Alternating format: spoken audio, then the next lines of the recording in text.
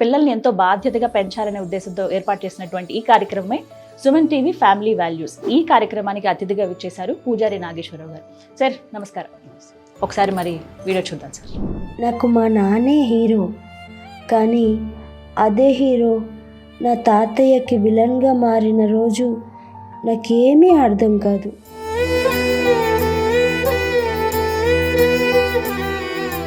Pains తట్టుకోలేక అప్పుడప్పుడు అరుస్తూ ఉంటారు.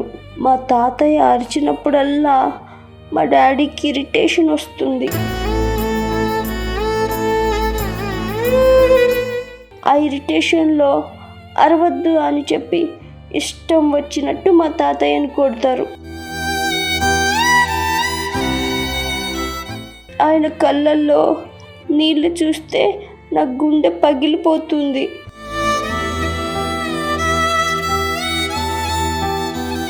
మా తాతయ్యని మా డాడీ కొట్టకుండా ఉండాలంటే నేనేం చేయాలి?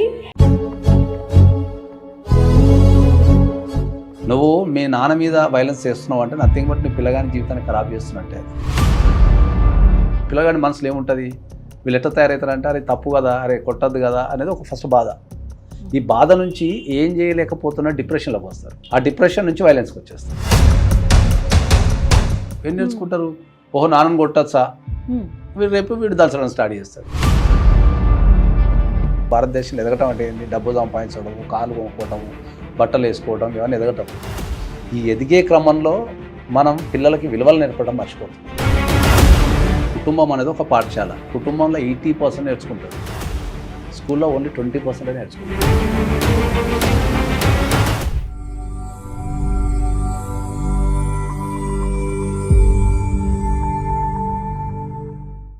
నమస్కారం. సుమన్ టీవీ ఫ్యామిలీ వాల్యూస్ కార్యక్రమానికి స్వాగతం. ఒక మాట చెబుతూ ఉంటారండి, పిల్లలు పెద్దవాళ్ళని చూసి నేర్చుకుంటారు అని. ఇంట్లో మనం ఏం చేస్తున్నా వాళ్ళు మొత్తం స్కాన్ చేసేస్తూ ఉంటారు. ఏమీ చేయనట్టుగా కనపడినా మనం చేసేవి వాళ్ళపైన చాలా ప్రభావం చూపిస్తాయి. అది ఎలాంటి విషయమైనా కూడా, చిన్న నుంచి పెద్ద వరకు కూడా. అయితే ఇలాంటి కార్యక్రమాల్లో ఈ టాపిక్ ఎందుకు చెప్తున్నానంటే, ఇవాళ మనం మాట్లాడుకోబోయేది కూడా అదే. మేబీ చాలామంది పేరెంట్స్ అనుకుని ఉండొచ్చు, మా పిల్లోడు మేము ఏం చేసినా భలే కనిపెడతాడండి, అందుకే జాగ్రత్తగా ఉండాలని కొంతమంది జాగ్రత్త పడుతూ ఉంటారు. కొంతమంది ఏమో చాలా బాగా పెంచుతూ ఉంటారు. కానీ కొన్ని చెడు కారణాల వల్ల పిల్లల మీద ఆ ప్రభావం పడి వాళ్ళు ఇలా తయారవడం, ఇలా రకరకాల న్యూస్లు మనం చూస్తూ ఉంటాం కదా. వాళ్ళు పెరిగి పెద్దయ్యాక ఈ కుటుంబ విలువలకు కానీ, బంధాలకు కానీ దేనికి లొంగిపోకుండా, లేకపోతే వాటికంటూ రెస్పెక్ట్ ఇవ్వకుండా వాళ్ళకి ఇష్టం వచ్చినట్టు వాళ్ళు బతికేస్తారు. కారణం ఏంటని చూస్తే చిన్నప్పుడు వాళ్ళు పెరిగిన తీరు అని. అంటే పేరెంట్స్ ప్రభావం పిల్లలపైన ఎంత ఉంటుందో మనం ఒకసారి అర్థం చేసుకోవచ్చండి. కేవలం పేరెంట్స్ అనే కదా, అంటే అందరూ వస్తారు బంధువుల్లో, ఇలా చాలామంది.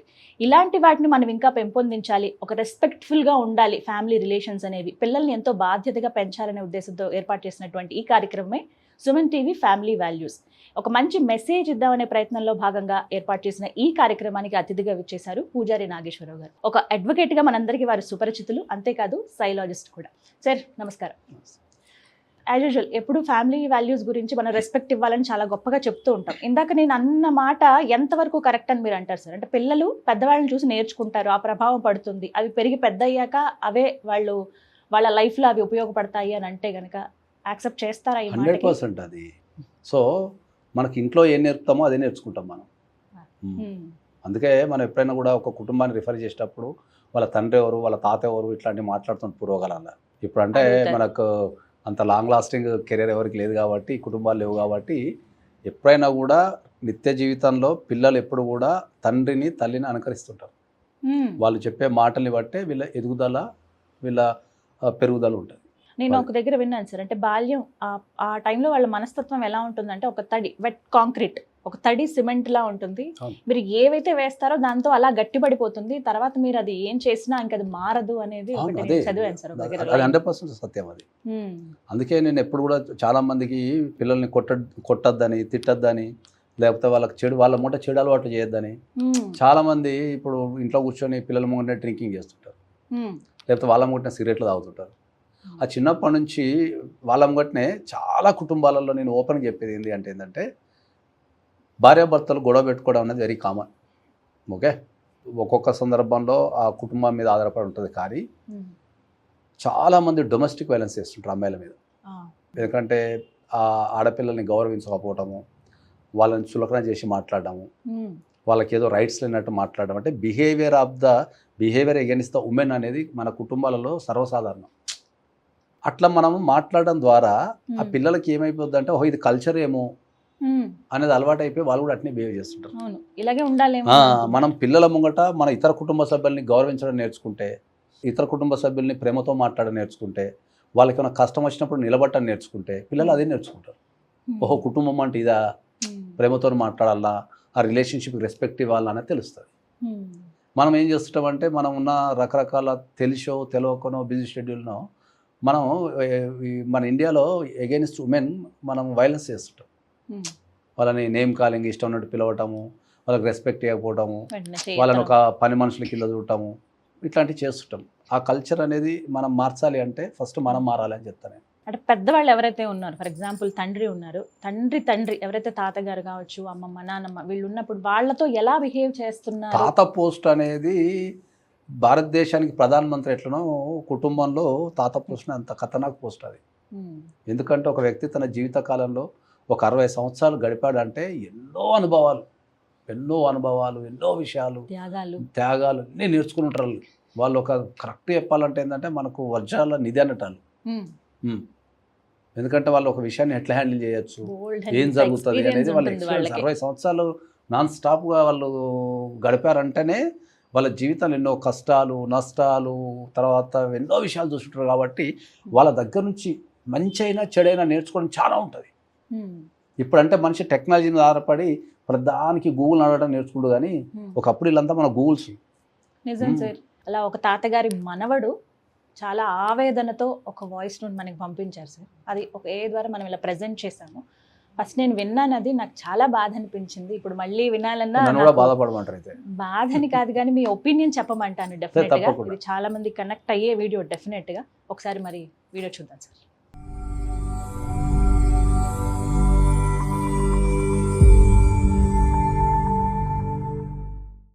నాకు మా నాన్న అంటే చాలా ఇష్టం.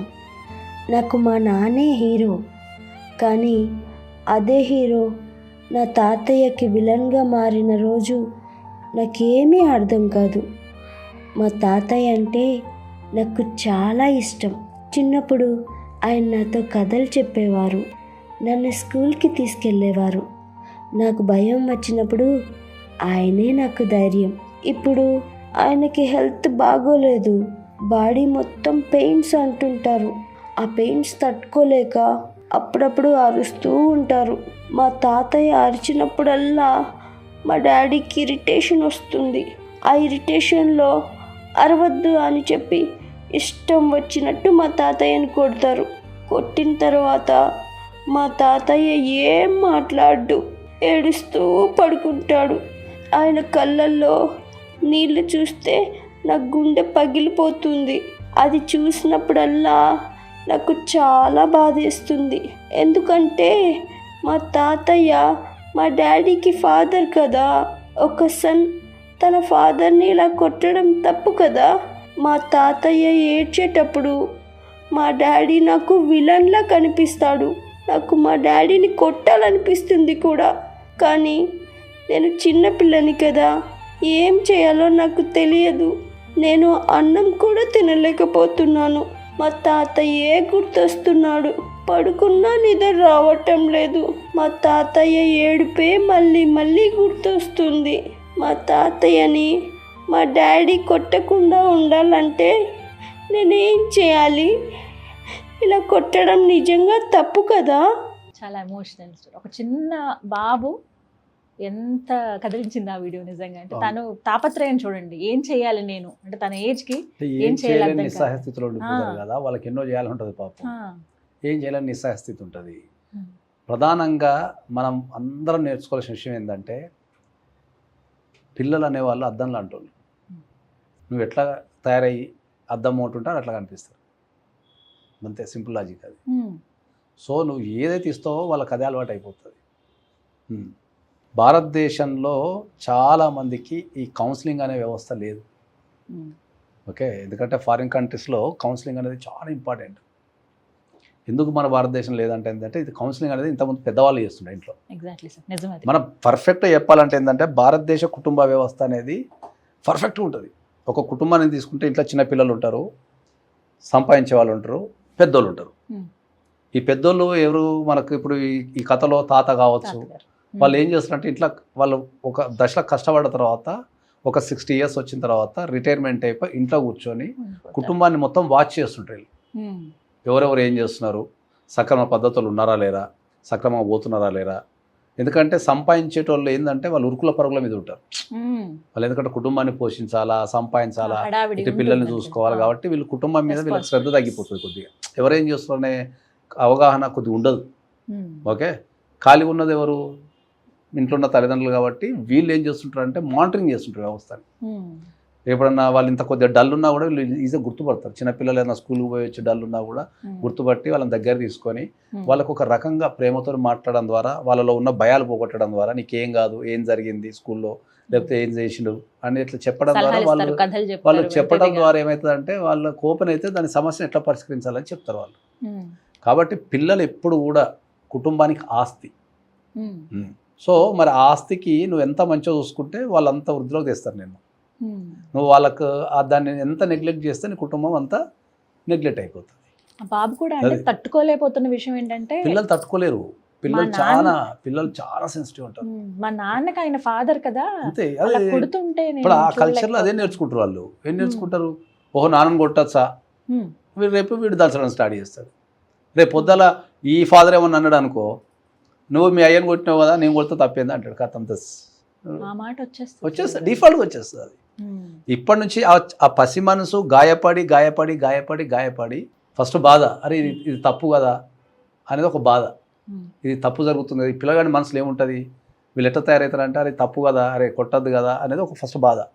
ఈ బాధ నుంచి ఏం చేయలేకపోతున్న డిప్రెషన్లోకి వస్తారు. Hmm. ఆ డిప్రెషన్ నుంచి వైలెన్స్కి వచ్చేస్తారు. ఆ డిప్రెషన్ని ఇది అధిగమించాలి అంటే వైలేషన్ చేయాలి. Hmm. నెక్స్ట్ ఏంది, వీళ్ళ ఫాదర్ని కొట్టడం స్టార్ట్. ఒక ఏజ్కి వచ్చిన తర్వాత వీళ్ళ ఫాదర్ ఏమన్నా అంటే అగ్రెషన్తో వాళ్ళ ఫాదర్ మీద దాడి చేసేస్తారు. Hmm.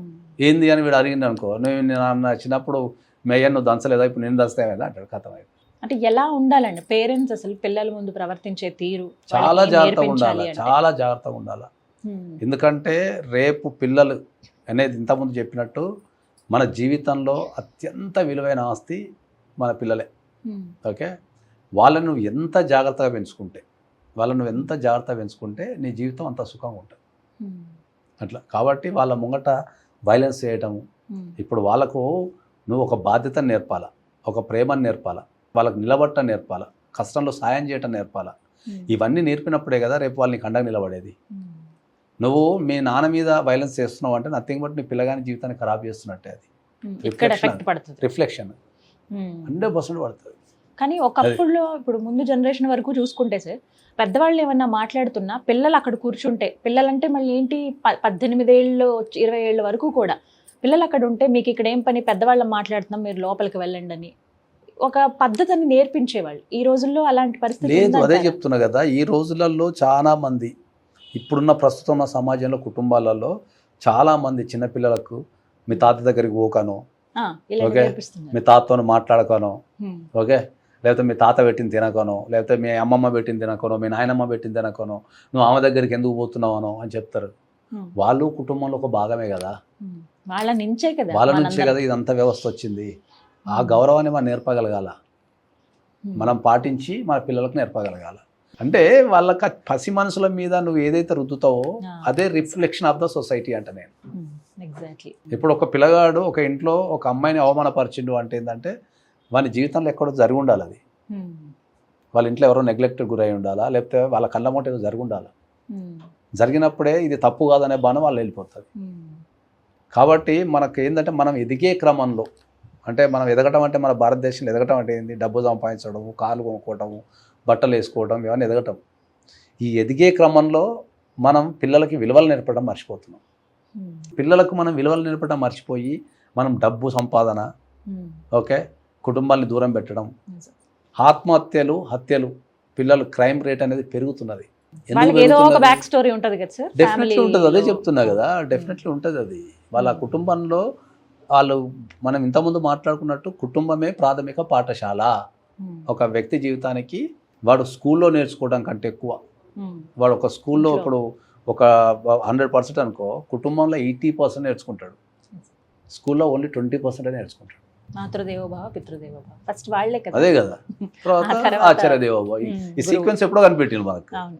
ఈ సీక్వెన్స్ ఎప్పుడో కనిపెట్టిండు. ఈ సీక్వెన్స్ని పాటించేటోళ్ళు ఎంతమంది ఉన్నారు? కాబట్టి ఎవ్వరు కూడా తల్లిదండ్రులకు ఎగరిస్ట్గా, పిల్లలు అనేది మనకు మంచి సంపద. అది వాళ్ళతో మాట్లాడము, మనసు విప్పి మాట్లాడము. ఇవాళ క్రైమ్ రేషియో కుటుంబాలలో మొన్న ఒక ఆర్టికల్ చదివిన నేను ఇంతకుముందు, అంటే ఒక 2024లో కుటుంబ పిల్లలు ఎవరైతే ఉంటారు కదా, టీనేజ్ పిల్లలు ఉన్న క్రైమ్ రేషియో 300% పెరిగింది. బా. ఎందుకు అంటే పిల్లలకి నువ్వు కూర్చొని మాట్లాడుకోవడం ద్వారానే అనేది Parents సర్వేలో తెలియదు. కనీసం మాట్లాడకపోవడం time ఇవ్వట్లేదు. ఇవ్వడం లేదు. రూల్స్ మాట్లాడుతున్నారు, రైట్. ప్రేమని మాట్లాడుతాను లేరు, కూర్చోబెట్టి వాళ్ళకి కౌన్సిలింగ్ ఇస్తాను లేరు, వాళ్ళకి Okay. చెప్పుకునేది లేదు, వాళ్ళు వినేయాలని చెప్పుకోలేరు లేదు. కదా, వాళ్ళకి ఎక్స్ప్లెయిన్ చేయగలగాల. సో ఇప్పుడు మీరు చెప్పినటువంటి సలహా చాలా అద్భుతంగా ఉంది. అంటే పేరెంట్స్ కొంత టైం ఇవ్వాలి. కంపల్సరీ కౌన్సిలింగ్ ఇవ్వాలి. ఇవ్వాలా, వాళ్ళ ముంగట తల్లిదండ్రులని అందరినీ గౌరవించడం నేర్పాలా, వీళ్ళు గౌరవించాలా ఫస్ట్. సో పిల్లలు అనేది నథింగ్ బట్ మన ఫ్యూచర్కి సంబంధించిన వీడియో. మన ఫ్యూచర్ ఎలా మన ఫ్యూచర్ ఉండబోతుంది ఎట్లా ఉండాలనేది వాళ్ళ చూసుకోవాలి. మనం వాళ్ళని గౌరవించిన రోజు, వాళ్ళని మంచిగా చూసుకున్న రోజు, మన పెద్దల్ని మంచిగా చూసుకున్న రోజు వాడు అదే నేర్చుకుంటాడు. రేపు పొద్దుల ఓహో మా నాన్నకు ఇది వచ్చిందా, ఓహో నేను చేయాలా అని నేర్చుకుంటాడు. థ్యాంక్ యూ సార్, చాలా విలువైన సలహాలు ఇవి. ధన్యవాదాలు.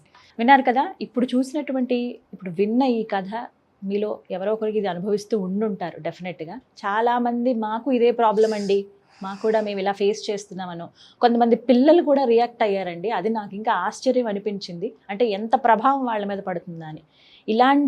ఇలాగే మా ఇంట్లో కూడా జరుగుతుందని అనిపిస్తే మీరేమంటారు ఈ అభిప్రాయం పని? మీకు మమ్మల్ని అడగాలనిపిస్తే చక్కగా మీరు ఒక వాయిస్ నోట్ని మీరు రికార్డ్ చేయండి, అది మీకు స్క్రీన్ మీద కనపడుతున్న నెంబర్కి పంపించండి. ఇలా ఎక్కడ జరగొద్దనే కోరుకుంటాము. ఇవన్నీ కూడా ఒక మన కుటుంబ విలువల్ని పెంచేటువంటి ప్రోగ్రామ్స్ ఏవైతే ఉంటాయో ఇవి మనకి ఎప్పటికైనా ఉపయోగపడతాయండి. అంటే ఏదైనా ఒక కార్యక్రమం చేసేటప్పుడు 100 రకాలుగా ఆలోచిస్తాం, అందులో ఆలోచించిందే సుమన్ టీవీ ఫ్యామిలీ వాల్యూస్. ప్రత్యేకించి మళ్ళీ చెప్తున్నాను, ఇప్పుడు ఏవైతే కథలు మేము వినిపిస్తున్నామో చాలామంది ఎంతో ఆవేదనతో పంపించినవి. మీకు కూడా ఇలాంటి స్టోరీ మాదేనండి, మేము ఇలా అనుభవిస్తున్నాం అన్న వాళ్ళు చక్కగా మీరు రికార్డ్ చేసి పంపించండి. అవి ఇక్కడ స్క్రీన్పై డిస్ప్లే చేసి మీ సమస్యకు ఒక పరిష్కారం, అప్పటికప్పుడు ఏదైనా ఒక పరిష్కారం, ఎలా బిహేవ్ చేస్తే బాగుంటుంది, ఎలా మార్చొచ్చు, ఇంకా మన కుటుంబ విలువల్ని ఇంకెలా పెంచొచ్చు అని తెలిపే ప్రయత్నంలో భాగంగా ఏర్పాటు చేసిన ఈ కార్యక్రమంలో మీ వీడియో కూడా ఇక్కడ డిస్ప్లే చేయడం జరుగుతుంది. దానికి ఒక సలహా కూడా ఇవ్వడం జరుగుతుంది. ఇది వాళ్ళ వీడియో. నమస్కారం.